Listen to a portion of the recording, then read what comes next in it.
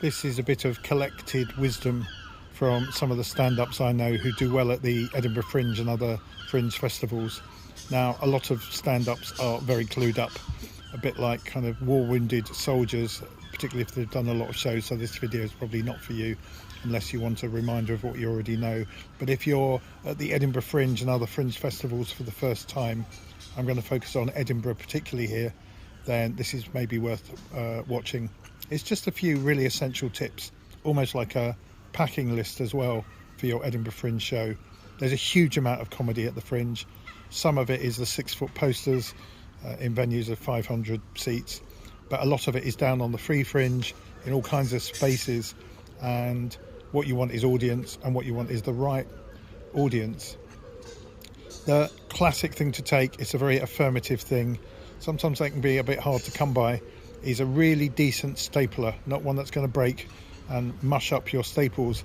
Get a decent one, they're £3 or £4, or borrow one if you can. Bring it up to Edinburgh with plenty of staples, because when there are hundreds and hundreds of shows on offer, unless you're really known and you've got your audience that will come and find you, simply standing outside your venue and handing out the flyers that might have older reviews on will probably get you limited audience.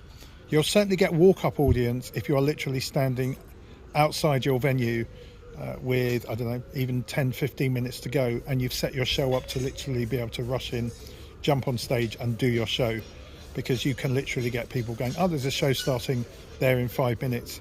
Have reviews in your head and have recent ones. So if you're up in Edinburgh in week 2 and said, I've just got 5 stars at Camden Fringe 3 days ago, that's really useful, and maybe to have a quote. And if you're a bit demure, if you're a bit shy, well, I'm not forcing you to play that game. I'm certainly not suggesting you should hype. If you want to be truthful, which I want to be, if you've got some nice pull quotes from previous reviews, if you've won an award, been nominated, they're all things to say, because people just want to know. They're not looking for you to show off to them. But if you say this just won Best New Comedian at this festival, that's just great. So the best time to fly, apart from during the day and different times, is outside your venue with about 15 minutes to go.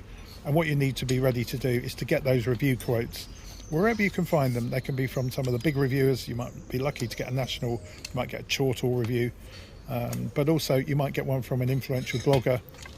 And I would just get those onto your posters, stapled on. Don't staple them on top of any essential information, but people like to see white paper. They like to say, there's a quote, this show got a good review 2 days ago. And that's why you don't want to be running around trying to find a stapler and finding that because demand is outstripping supply, you get really cheap ones for 10 quid that don't work anyway.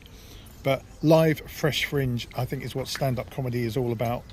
There's still time. I'm recording this in coming up to the last week of July, to get on. It's still quite active on Facebook particularly, but onto social media. Join comedy support groups, comedians. I noticed one on a group called USA to Edinburgh Fringe if you're coming over to the UK, run by the brilliant Michael Marino, who's going to be over in Edinburgh, I think, this year with his own show.